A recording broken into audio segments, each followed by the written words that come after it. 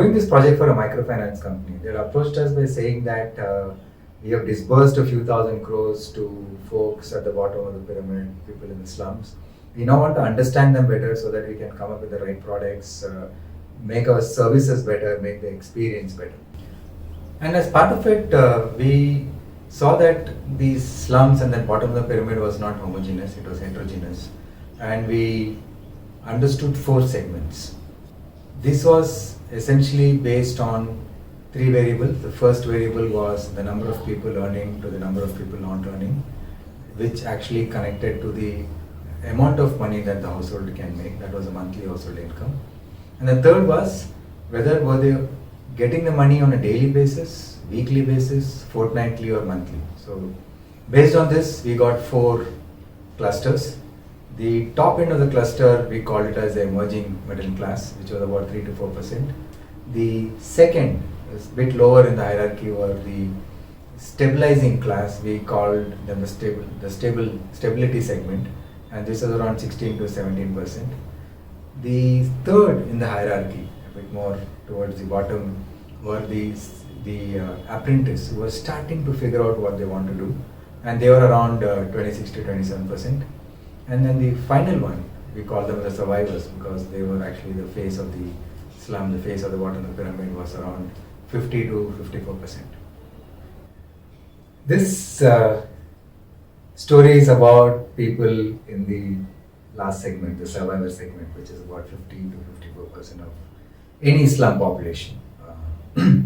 So they were the face of the slum. So whenever you hear or when somebody says slum or bottom of the pyramid, the typical thing, especially when you're in Bombay or any other metros, the kind of picture that gets conjured up is all about poor people staying in very, very economically deprived folks, staying in very small, dingy homes, wife abuse, substance abuse, a lot of those things is what you actually comes up in your mind. So that's what you hear and that's what you see around. So that's what is there when you think about Islam. But it's only 54%. The rest are different. We'll talk about it later.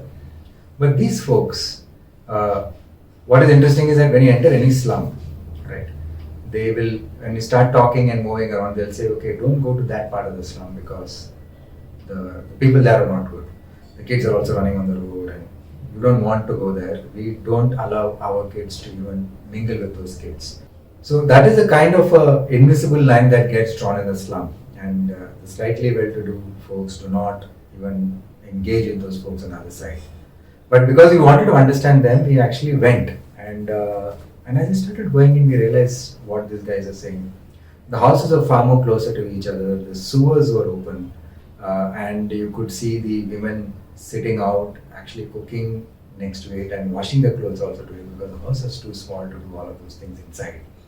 And this is a story about Murugan and Valli. We just went into one home, very small, 40 to 50 square feet, a single wooden cot which was in a dilapidated condition, stuff lying on top of it, mice running around, one tube light and one fan, the table fan.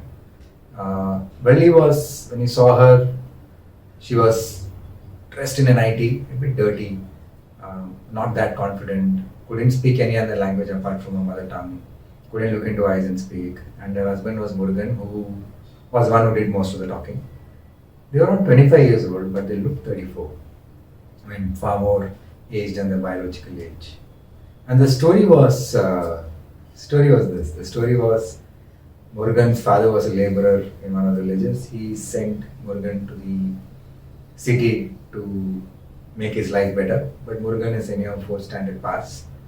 So, and he got married. And when he came to the city, he was married with Valli. And his uncle was staying in a slum, so he also started staying close by. And the only thing he could do was physical labor. He will work as a construction laborer, he will work as a physical laborer in a market where he's lifting loads, or in an agricultural hub where he'll be actually taking something from one truck and putting into the other truck and so on and so forth, earning about anywhere between 100 to 300 rupees a day. Valli, because of her nature, she was not working anywhere. And when you ask him what is he want to do, he said, I can do anything. You tell me anything, I can do. And this was a fight for survival. And someone like him can go any direction, right? Because he has nothing to lose.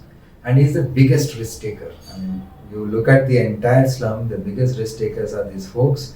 They may make it or they may break it. So this guy, someone told him, why don't you open a idli shop or a small breakfast kind of outlet? You will make money. So he borrowed money, put a idli or a breakfast stall, but not knowing that 10 other people are doing the same thing. It bombed. Then someone said, why don't you actually sell vegetables?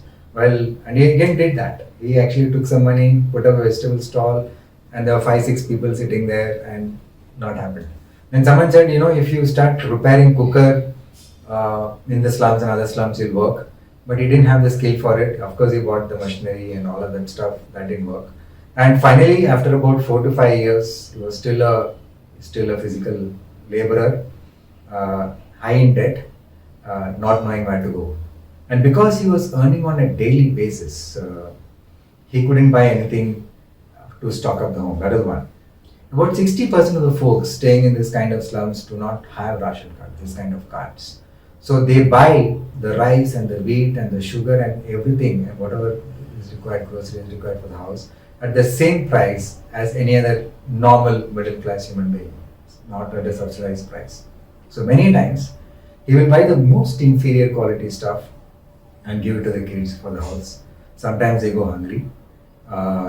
There is no milk or any of those things for the kids, so he may buy a tea, half a tea, and everybody will share. Right?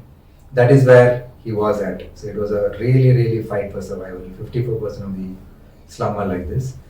Murugan was a nice guy, but many a times the guy just leaves the wife and goes away, or there is a huge hitting of the abuse of the wife, the children, and so on and so forth. The interesting thing that caught our eye in that home was a TV. And in our mind, we are thinking, isn't they are in this kind of a state and they bought a TV? I mean, you couldn't connect it. So we just asked, I said, why did you buy a TV? You could have actually used it for something else. That was the only time Valli spoke. She said that my children go and watch TV in someone else's house. And it has happened that I once found my 5-year-old son about 1.5 kilometers away because the place where he went to watch TV, that guy was drunk. He hit my child and he actually took him and left him somewhere else. So I don't want that. I want to keep my child in the house and not roam around. And the TV is the only way that they will not go out. And that's the reason we bought TV. And that too at, on loan. Now, would microfinance money help this segment? Now, microfinance money is a small sum given to about 4 to 5 people who come together, and they repay it back in 11 months time, and the interest rate could be anywhere between 14 going up to 24%, unlike the 50 and 60% they are paying outside. Now, would this family, Valli and Murugan's family, if they are given microfinance help, typically it starts with rupees 10,000, and as you keep paying back, they increase the amount of money that they can give to you as loan. Now, even at rupees 20,000 or 30,000, will it really help this family? May not be. What Murugan needs is connections. Connection to the right kind of contractor who can stabilize his life. When I'm saying contractor, I'm still talking about blue-collared jobs like painting, electricians, carpentry, plumbing, masonry. All of them, as you actually learn the craft, you may be able to make some good sufficient money to stabilize yourself and the family.